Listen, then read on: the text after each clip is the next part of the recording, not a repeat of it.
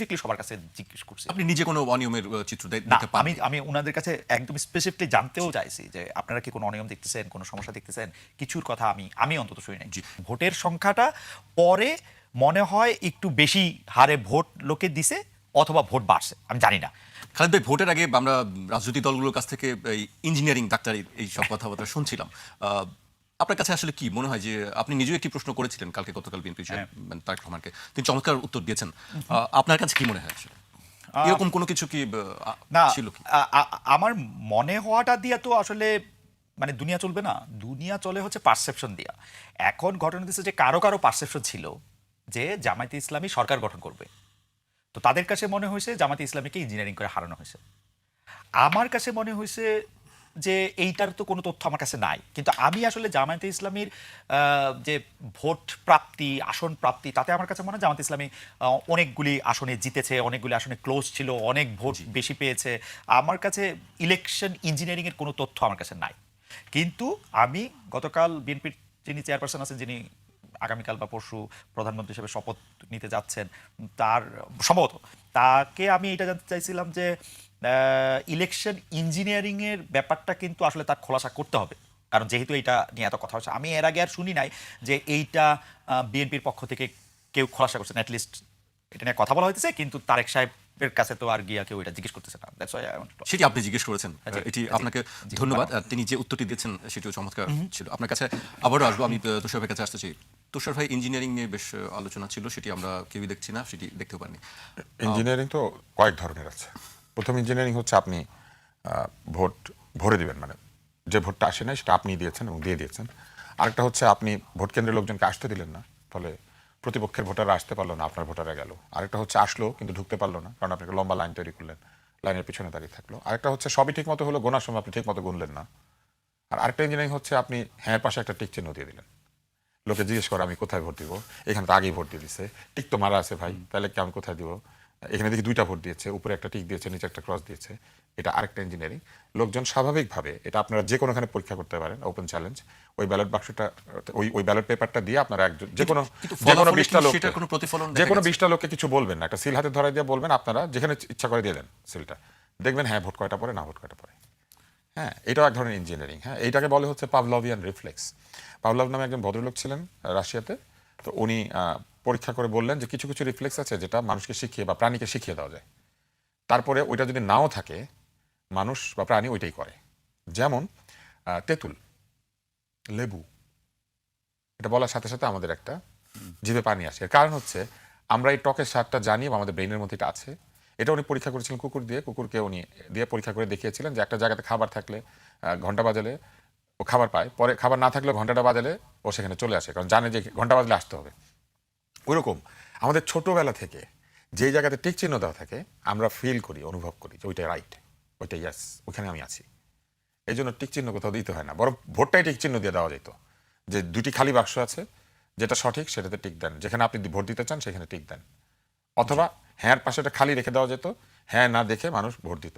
আপনি হ্যাঁ লিখে একটা টিক দিয়েছেন, যেন টিক মানে হ্যাঁ, আপনি বুঝতে পেরেছেন, কোনো খালি জায়গা ছিল না। তো এটা তো এটা একটা ইঞ্জিনিয়ারিং। হ্যাঁ, এটা একটা ইঞ্জিনিয়ারিং। এবং আপনি এটা পরীক্ষা করতে, আমি বললাম তো, যারা দর্শক আছেন তারা এই পরীক্ষাটা করতে পারেন।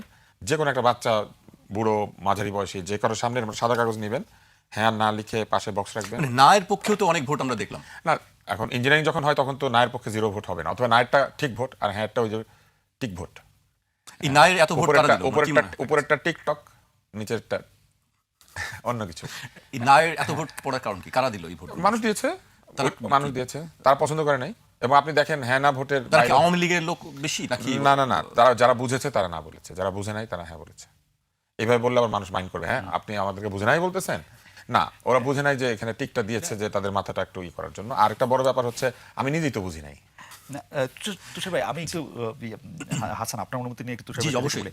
জিনিসটা হলো যে তুষার ভাই, এইটাতে এমন একটা ভোট, গণভোটটা, জামায়াত বলছে হ্যাঁ দিতে, বিএনপি বলছে হ্যাঁ দিতে, এনসিপি বলছে হ্যাঁ দিতে, তো সরকারও বলেছে হ্যাঁ দিতে। হ্যাঁ, সবাই সরকার হ্যাঁ দিতে বলছে, সরকারেরই এটা এবং বেশি। সরকার ওনাদেরকে বাধ্য করেছে হ্যাঁ হ্যাঁ, দিতে। তো এটাতে 75% কম হলো না, 95%। না না, কম তো হয়েছেই, কিন্তু মানে সবাই- এটা তো আগেই জিতেছে। হ্যাঁ। এই ভোটটা তো আগেই জুলাই সনদে যখন স্বাক্ষর হ্যাঁ, হয়েছে, হ্যাঁ। যারা এই ভোটে অংশ নিচ্ছেন, হ্যাঁ। এনসিপি বাদে সবাই এটাতে আগেই হ্যাঁ বলেছে। আগে বলছে, হ্যাঁ। এনসিপি তো না বলা লোক হ্যাঁ। এটার পক্ষে গিয়েছে। But এবং এই হ্যাঁ কেউ কেউ ভোটটার technically ভোটটার ব্যাপারে বিএনপিও তাদের ম্যানিফেস্টোর মধ্যে বহু জায়গাতে না দিয়ে রেখেছে, হ্যাঁ, তাই না? এই হ্যাঁ ভোটের ভিতরে যে প্রশ্ন আছে, হ্যাঁ। নোট অফ ডিসেন্ট আছে, নোট অফ বেশ ডিসেন্ট কয়েকটা আছে, সেইগুলিকেও কিন্তু দিয়ে দেওয়া হয়েছে। অতএব এটা নিয়ে আপনি যে প্রশ্নটা করেছেন, ইঞ্জিনিয়ারিং এর প্রশ্নটা ছিল, আমি একটু লম্বা করেছিলাম, উত্তরটা শেষ করে, কারণ আমি খালেদের কথা খুব পছন্দ করি। ও প্রশ্ন করলে আমার ভালো লাগে। আমরা শুনতে চাই, না, না, বেশিরভাগ আজকে খালেদ হ্যাঁ, ভাইয়ের কথা শুনতে চাই। এইখানে শেষ করি। সেটা হচ্ছে যে ইঞ্জিনিয়ারিং এর তো একটা অংশ গেল, এরপরে আরেকটা ইঞ্জিনিয়ারিং হচ্ছে যে কেউ যদি এটা নিয়ে প্রশ্ন করে তাহলে তাকে ধরেন। এবার আমি গল্পটা বলি, সেটা হচ্ছে আমি কি করলাম, আমি দেখলাম যে বহু লোক বহু পরিসংখ্যান দিচ্ছে, তা আমি 2-3 জায়গাতে একটা পরিসংখ্যান পেলাম, তা আমি এটা কপি করলাম, করে পেস্ট করলাম, করে আমি এটাকে ফেসবুকে স্ট্যাটাসে দিয়ে দিলাম, দিয়ে আমি এই যে পাভলোভিয়ান রিফ্লেক্সের মতো টেস্ট করলাম, করার পর আমি দেখলাম যে প্রেস উইং বললো আব্দুল নূর তুষার এটা ছড়িয়েছেন। আমি মোটেও এটা ছড়াই নাই, এটা আগেই ইন্টারনেটে ছিল, ফেসবুকে ছিল, আমি শুধু এটা নিয়েছি। এদের অবস্থান হচ্ছে এইরকম যে এরা যাকে মানে পছন্দ করে না তাকে আবিষ্কার করে তাকে ফলস বলতে থাকে। ওদের কাজ ছিল এটা প্রথম যখন এটা বেরিয়েছে তখনই যে এটা ফলস সেটা বলা, এবং এরা এইভাবে মানুষকে বিভ্রান্ত হতে দিয়েছে আগে, এবং নিজেরাও বিভ্রান্ত করেছে। এটাও এক ধরনের ইঞ্জিনিয়ারিং, এবং সেই ইঞ্জিনিয়ারিংটা দেখেন একবার হাতে কলমে প্রমাণ করে দিয়েছে। এটা কিন্তু আমার লেখা না, এটা আমি কপি করেছি, পেস্ট করেছি, কিন্তু লিখি নাই, এটা কপি পেস্ট। এরা আমার উপরে তাকিয়েছিল, তুষার কি লেখে রে, তুষার কি লেখে রে। অন্যরা যে লিখেছে সেটা দেখে নাই, আমারটা দেখার সাথে সাথে মনে হয়েছে আরে এটা তো ফলস, পাইছি এরে। ওনারা আমাদের পায় নাই, আমি ওনাদেরকে পাইছি, এবং পেয়ে আমি এটা দিয়ে দিয়েছি দেখানোর জন্য যে এরা এইভাবে লেগেছিল, এরা এইভাবে আনিস আলমগীরের পিছনে লেগেছিল। এবং সে যখন বন্দী হয়েছে তখন তাদের মনে ছিল না আন্দোলনটা কথা কো, আন্দোলনটা সাংবাদিকদের জেলের বাইরে রাখার জন্য না, সাংবাদিকদের জেলের ভিতরে ভরার জন্য না, কথা বলে তাদেরকে ঢুকিয়ে দেওয়ার জন্য না জেলখানায়। এরা সেগুলোর জন্য দেখেন মাফ চেয়েছে। কেউ যদি আমাদের কথায় আমাদের কাজে কষ্ট পেয়ে থাকেন আমাদেরকে মাফ করে দেন, ইম্পসিবল, মাফ করার প্রশ্নই ওঠে না। ক্ষমতাকে প্রশ্ন করার জন্য মানুষকে যদি আন্দোলনের পরে জেলে যাইতে হয়, তাহলে এই গণভোটকে আমি 36 বার না বলবো, কারণ এই গণভোট করেছে যারা, তারা ক্ষমতাকে প্রশ্ন করার দায়ে মানুষকে বন্দী করেছে। শেখ হাসিনার মতো নির্লজ্জতার ভিতরেও যে প্রশ্ন নয় তেল নিয়ে এসেছি, সেই অনুষ্ঠান থেকেও কেউ বন্দী হয়নি, অথচ ফেসবুকে প্রশ্ন করার কারণে মানুষ বন্দী হয়েছে। গণতন্ত্রের ঠিকানা অনেক সুন্দর, কারণ আলহামদুলিল্লাহ যে এই গণভোট হোক আর যেই ভোটই হোক, এই অত্যাচারী অন্তর্বর্তী সরকার বিদায় নিচ্ছেন। তুষার ভাইয়ের কথা শুনছিলাম, আমরা খালেদ ভাইয়ের কাছে আসতে চাই। খালেদ ভাই, অনেক প্রশ্ন আছে, আপনাকে প্রশ্ন, আপনি সবসময় প্রশ্ন করেন, আজকে আপনাকে অনেক প্রশ্ন করতে চাই, সেই সময় হবে কিনা। না না, প্রশ্ন করেন। আমি শুধু তুষার ভাইয়ের মানে প্রথম কথা হচ্ছে আমি কোনো উত্তর জানি না, সুতরাং আমার কোনো টেনশন নাই। আমি শুধু তুষার ভাইয়ের কথা থেকে একটু বলি যে গত সরকারের সময়টা কিরকম ছিল। গত সরকারের সময় 2015 সালে আমি শেখ হাসিনা সাবেক প্রধানমন্ত্রী, ওনাকে একটা প্রশ্ন করছিলাম একটা সভা সম্মেলনে। ওই এক প্রশ্নের জেরে আমি তারপরে 2018 নির্বাচনের শেষ পর্যন্ত বাংলাদেশে ছিলাম। আমাকে আর কোনোদিন প্রধানমন্ত্রী কার্যালয়ে কোনো অনুষ্ঠানে কখনো কোনো সংবাদ সম্মেলনে অথবা কোনো অন্য কোনো অনুষ্ঠানে কখনো দাওয়াত দেওয়া হয়নি। জেলে তো নেয়নি। না, জেলে নেয় নাই। কিন্তু কোনো দিন মানে আমাকে কোনো মানে একদম অনেক ইয়া ছিল। আবার তুষার ভাই জেলে আমি জেলে তুষার ভাই জেলে কিছু কিছু লোকরে উনি নিছেও। আমরা যদি একটু মনে করি, আমরা মনে করলে দেখবো যে কার্টুন আঁকার জন্য কিশোরকে জেলে নিছে। আমরা যদি দেখি যে ওই ভাইকে মেরে ফেলছে, মানে আমাদের যে কুমির ইয়া ছিল তুষার ভাই, ওনার নাম জানি কি, যে কিশোর সাথে যাকে জেলখানায় নেওয়া হয়েছিল, উনি জেলখানায় মরে গেছিলেন আসলে। তারপরে আমরা দেখি যে সাইফুজ্জামান শিখর, হ্যাঁ, এই জন্য তো অত্যাচারে বিদায় হওয়ার কারণে আমরা খুশি Absolutely, হয়েছি। absolutely. ওই একই অত্যাচার হলে আমরা এই অত্যাচারে বিদায় তো খুশি হওয়ার কথা। অ্যাবসলিউটলি, কিন্তু মানে মানে ঠিক মানে তুলনা করলে আমিও সোহাগকে প্রশ্ন করার দায় আমি টেলিভিশনে ঢুকতে পারিনি 5 বছর। এক্স্যাক্টলি, হ্যাঁ, তুলনা করাটা আসলে একটা অনুচিত কাজ। কারণ হচ্ছে যে আমি তুষারের সাথে শতভাগ একমত। আমরা তো ওই বন্দোবস্ত বা ওই ব্যবস্থাপনা চাই নাই বলেই আমরা খুব খুশি হইলাম, আনন্দ করলাম, খুব ফুর্তি করলাম, খুবই মানে কি বলবো আনন্দের চোটে আমার ডয়েচে ভেলের চাকরি শেষ হয়ে গেছিল। মানে আমি হচ্ছে ছুটিতে ছিলাম, মানে ঘটনা হয়েছে জুলাই মাসে, এটা হয়েছে তো আমি 5 জুলাই একটা শো করছিলাম, 12 জুলাই, 19 জুলাই, 26 জুলাই। তারপরে হচ্ছে যে এখন আপনি একটা জায়গায় কাজ করলে আপনি অবসর প্রস্তুতিকালীন ছুটি আছে না, সেই অবসর প্রস্তুতিকালীন ছুটিতে আমি চলে গেছি, যেটা আগে থেকে ঠিক করা। মানে আমি এত খুশি হয়েছি ডয়েচে ভেলে যখন আমার ছুটি থেকে আমাকে অনুরোধ করলো যে এত বড় ঘটনা ঘটছে, তুমি আইসা একটু এই অনুষ্ঠান এই 3-4 দিন এটা করে দেওয়া যাও। এবং এইটা তারা মানে কি বিপদে পড়ছে তুষার ভাই জানেন? তুষার ভাইকে বলি ইয়ারে বাদ দেয়া, ওদের বিপদ হচ্ছে ওরা আমাকে আর পে করতে পারবে না, বিকজ ওদের পুরো পেমেন্টের ইয়া বাদ হয়ে গেছে। মানে শেষ হয়ে গেছে ওদের সাথে আমার সম্পর্ক শেষ আমাদের ফ্রিল্যান্সার হিসেবে কোনো টাকা দিতে পারবে বিকজ আমি একটা ফ্রিল্যান্সার হ্যাঁ, ডয়েল পয়সা করে দেয় না। এটা এখন আমাকে পয়সা মানে এটার মধ্যে পয়সা দিতে পারবে না আমি যদি ওইখানে যদি আমি আহত হই নিহত হই আমার মাথার উপরে যদি ওদের কোনো কিছু খুইলা পড়ে ইউরোপিয়ান ইন্স্যুরেন্স সিস্টেমে আমাকে অনেক টাকা দিতে হবে হ্যাঁ অনেক অনেক ক্ষতিপূরণ অনেক ক্ষতিপূরণ দিতে হবে ওরা মানে এইটা আমাকে ওরা বলা এবং 3 দিন মানে এটা তো জাস্ট আমি খালি জাস্ট খুশি হয়েছি আমি তখন আমেরিকাতে আসবো আমার সব কিছু আমি প্যাক করতেছি কিন্তু খুশিটার চোটে আমি 5, 6, 7, 8 4 দিন আমি ডয়েচে বেলেতে অনুষ্ঠান করেছে। আমি অনুষ্ঠান করছি একটা দুইটা না 3 ঘন্টা 4 ঘন্টা 5 ঘন্টা পুরাটা সময় এই যে আমরা খুশি হইলাম এই খুশিটা আমরা কেন হয়েছি মানে ইউনূস সরকার আইসা আমাদেরকে চাকরি দিবে ইউনূস সরকার আইসা আমাদেরকে উপদেষ্টা বানাবে এই যে ইউনূস সরকার আইসা আমাদেরকে 2টা টাকা দিবে ব্যবসা দিবে বাণিজ্য দিবে আমি তো ওই সময়ই খুব ভালো করে জানি যে ইউনূস সাহেব এখন থেকে আর আমরা চিনবে না আমি আজকে থেকে আমি আপনার বলে রাখি খালিদ আমি ভাই, এইটা হয় কেন? আপনার নর্মাল কথা বলি কেন আমার তুলনা শুনলে আমার রাগ লাগে তারেক সাহেবকে আওয়ামী লীগ সরকার গত কতদিন মানে তুষার ভাই ডেন্টুর পর থেকে আমার ডেট মনে থাকে না মানে একটা সময় থেকে বলা হলো না যে উনাকে আর দেখানো যাবে না উনাকে আর সাক্ষাৎ হ্যাঁ, দেখা যাবে না হ্যাঁ। ওরও 2 বছর আগে থেকে মানে মোটের উপর 5 বছর আগে থেকে আমি জনাব তারেকের একটা ইন্টারভিউর জন্য আমি পিছিয়ে ঘুরতেছি ইন্টারভিউ দেয় নাই তো দেয় নাই যে আচ্ছা ঠিক আছে আমি কারোর সঙ্গে কথা বলতেছি না তারপর তো কথা বলতে শুরু করলো আজকে বিবিসি কালকে আল জাজিরা পরশুদিন রয়টার্স তো কথা বলে এখন তো দেয় নাই এটা কারণ কি আমরা ইন্টারভিউ নিতে গেলে সবসময় দেখা যায় যে আমরা পিছিয়ে থাকি যারা ফরেন মিডিয়া যেগুলো আছে তারা সবসময় পেয়ে যায় আমার মনে হয় যে ফরেন মিডিয়ার একটা গ্ল্যামার এটাকে আকর্ষণ করে কিন্তু আমার ক্ষেত্রে আমি বলি আমি তো ডয়েচে বললাম তো ফরেন Foreign মিডিয়ায় মিডিয়াতে ছিলেন। এবং বাংলাদেশের মিডিয়াতে উনার ইন্টারভিউ নেওয়া বন্ধ আমি মানে ওই যে উনার প্রেস টিম 2-1 তো এখন আছে উনাদের কাছে জানতে চাইলে যেতে পারবেন মানে আমি কোনো স্টোন আনটার্ন রাখি নাই দেয় নাই তো ইন্টারভিউ এখানে আসার পরও তো আমার ডয়েচে ভেলের সাবেক কলিগ আরাফাতকে উনি ইন্টারভিউ দিল আমাকে দিল না তো দেয় নাই তো এবং আমি বলি এটা তো প্রধানমন্ত্রী হওয়ার আগেই দেয় নাই প্রধানমন্ত্রী হওয়ার পর আরো দিবে না এখন এটা বলতে পারে যে ভাই ভাল লাগে না বা তোমার ভাল লাগে না বা তোমার প্রতিষ্ঠানের ভাল লাগে না এই জন্য দেই না কিন্তু ঘটনা এরকম আবার নাও হতে পারে আমি ঠিক জানি না মানে দুটি বিষয় হতে পারে আমরা সবসময় দেখি যে পরিবর্তন হয়েছে আপনি যেটা বলছিলেন যে ডক্টর ইউনূস সাহেব আপনি ভাবছেন যে তিনি এখন আর আমাকে চিনবেন না আমাকে আর ইন্টারভিউ দিবেন না জানাই তো। এরকম তো আমরা অনেকের ক্ষেত্রেই দেখি এই বিষয়গুলো কেন হয় এটা কি ক্ষমতায় যাওয়ার পরেই না এটা যেটা হয় যে ক্ষমতায় যাওয়ার পরে বা ক্ষমতায় থাকাকালীন সময় কিছু লোক মনে করে যে আমি কোনো আনকমফোর্টেবল কোশ্চেনের সম্মুখীন হব না এক্স্যাক্টলি আমার কোনো কোশ্চেনে আমি আনকমফোর্টেবল হব না আমার আপনারা বলতেছেন তো যে তারেক সাহেব গতকাল কোশ্চেনটা ভালো হ্যান্ডেল করছে কিন্তু আপনি যদি তারেক সাহেবের পাশে আপনি মির্জা ফখরুলকে দেখেন যারে দেখে আমার আরো বেশি হাসি পাইছে মির্জা ফখরুল সাহেব তো হাত নাইরেটা এরকম একটা এটা দেখে আমার আরো বেশি আমি হাসতেছিলাম কারণ আমি প্রশ্ন করার সময় আমি এটা আমার একটা প্রকৃতি যে আমার কাছে মনে হয় যে এটাকে ইউফেমিজম বলে যে আমি একটা ভালো এবং আমার সাথে যে কারো কোনো ব্যক্তিগত দ্বন্দ্ব সংঘাতের জায়গায় আমি না সেইটা আমি মনে করি যে এটা ক্লিয়ার করা দরকার আসলে আমি না আমার কাছে মনে হয় আজকে আপনি দেখবেন যে এই প্রশ্ন করাটা নিয়ে তুষার ভাই এই প্রশ্ন করাটা নিয়ে সবচেয়ে বেশি আপত্তি জানাইছে হচ্ছে আমাদের এনসিপির ভাইরা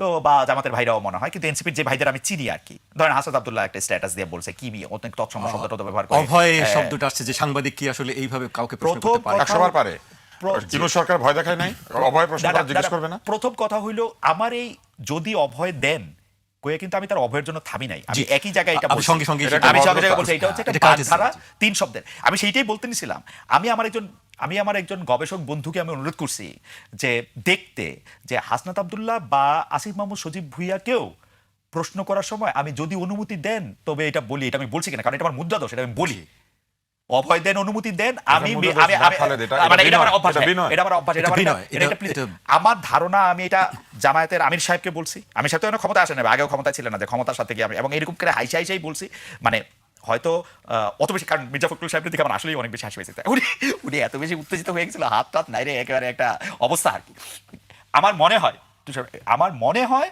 যে আমি জামাত ইসলামের আমিরকে অবশ্যই যদি অনুমতি দেন এটা বলছি এটা হাসান সাহেবকেও বলছি আমার ধারণা এটা আমি আসিফ মাহমুদ সজীব ভুইয়াকেও বলছি উনি আসিফ মাহমুদ সজীব ভুইয়া সংবাদ সম্মেলনে দাঁড়ায় বললেন আমাকে কোট করে যে একজন সাংবাদিক বলেছেন উনি ক্ষমতা আসার আগে যদি অভয় দেন তবে কথা বলবো যদি অভয় দেন তবে কথা বলবো না ভাই ডিজিটাল ফুটপ্রিন্টে সব কিছু দেখা যায় আমি যদি অভয় দেনের পরে একটা পজ একটা কমা কিচ্ছু দেই নাই আমি যদি অভয় দেন তাহলে প্রশ্ন করি আপনাকে যে আপনি ইলেকশন ইঞ্জিনিয়ারিংটা আপনার করতে হইলো কিনা 200টা আসন পাওয়ার পরে সংবাদ সম্মেলন হচ্ছে এরকম একটা জায়গা এই জায়গার মধ্যে তো আপনি ব্যাক এন্ড ফোর্থ কোশ্চেন করতে পারতেছেন না আপনার একটা কোশ্চেনই আপনি করতে হবেন তো এখন অনেকে আমাকে এই জ্ঞান দিচ্ছেন, কত প্রশ্ন করার ছিল, আপনি অনেক প্রশ্ন করতে পারতেন। ভাই আমি ছাড়াও তো ওইখানে 500 সাংবাদিক ছিল, তো ভাই আরো 15টা প্রশ্ন হয়েছে, তো আপনি সন্তুষ্ট থাকেন। কিন্তু সবচেয়ে বড় জিনিস এই প্রশ্নটি হয়তো আর কেউ করতেন না, যেটি আমি জানি না এই প্রশ্নটি নিয়েও আমি অনেক প্রাউড। এই প্রশ্নটা আমি কইরা একদম পৃথিবী উল্টাই ফেলছি, এটা আমি ভাবি না। আবার পাশাপাশি এইটাও ভাবি না যে এই প্রশ্নটার কারণে বাংলাদেশের সাংবাদিকতা ধুলোর সঙ্গে মিশে গেছে, এটাও ভাবি না। আমি মনে করি যে একটা মানে মানে ঘটনা হয়েছে কি, আমরা তো তুষার ভাই সহ আরো কয়েকজনের কথা মনে পড়ছে, উনাদের মতো এত চটজলদি বুদ্ধির এবং এত তীক্ষ্ণ মানুষ না। আমরা তো একটা মানে মাঠের রিপোর্টার, ওই সময়টা মনে হয়েছে 4-5 ঘন্টা ধরে, এর আগে আরো 2 ঘন্টা ধরে প্রস্তুতি ওনার কাছে, মানে কি প্রশ্ন করব ওটা আমার কাছে ওই সময় মনে হয়েছে যে I could ask this question. এটার মানে তেল, এটার মানে তোষামদি, এটার মানে, এবং বাবারে বাবা কতগুলি বর্গের খবর্গের শব্দ ব্যবহার করেন ওনারা। আসলে সেটা আমরা আপনি দেখি। হাসলেন কেন? আমি হাসা নাকি প্রশ্ন লঘু করে ফেলছি? এত বড় প্রতিষ্ঠানে, এত বড় অনুষ্ঠানে নাকি হাসা যায় না? সেটি আসলে এক একজনের যার যে অবস্থান, কিন্তু আমার মনে করি, আমি আমার যেটি ব্যক্তিগতভাবে একজন সাংবাদিক হিসেবে মনে করি, এটি এক একজনের না ঠিক আছে, আমি এইটাও মানতে রাজি আছি। তুষার ভাই যদি এখন আমার সাংবাদিকতা শিক্ষক হিসেবে বলে, খালেদ এটা করছো কেন, এটা করা তোমার ঠিক হয় না, আমি এটা মানতে রাজি আছি। কিন্তু তুষার ভাই যদি আমার বলে, খালেদ তুমি এটা করছো তারেক সাহেবের কাছে টাকা খাই, দ্যাটস মাই প্রবলেম। যে মানে এটা আপনি তো আমরা কইতেই পারেন ভাই, আমরা তো পাবলিক প্রেজেন্স আমাদের, আপনি তো কইতেই পারেন তোমার এটা ঠিক হয় নাই, তোমার এটা ভালো হয় না, এটা তো আপনি 100 বার কবেন ভাই। আমি তো ঠিক ভালো ব্যাপারটা জানিও না আসলে।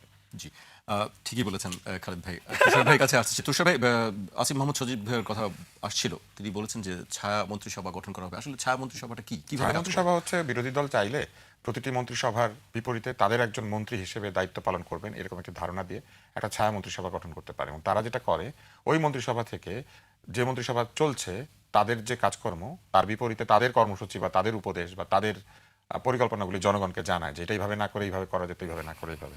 ওনারা ছায়া মন্ত্রিসভা গঠন করলে তো ওনাদের একটা ছায়া প্রধানমন্ত্রী থাকবে। ছায়া প্রধানমন্ত্রীটা কে? আর আমি এই যে ওর খালেদের কথা শুনতে শুনতে একটু সার্চ দিয়েছিলাম, তো সেইখানে আমার কাছে প্রথমে ভেসে আসলো নিউজ 24 অনলাইনের একটি সংবাদ। ওটার হেডলাইন হচ্ছে, সাংবাদিকদেরকে দেখে নেওয়ার হুমকি দিলেন হাসনাত আব্দুল্লাহ। তো কেউ যদি কাউকে দেখে নেওয়ার হুমকি দেয়, তাহলে তো তাকে দেখলে মানুষ ভয় পাবে না?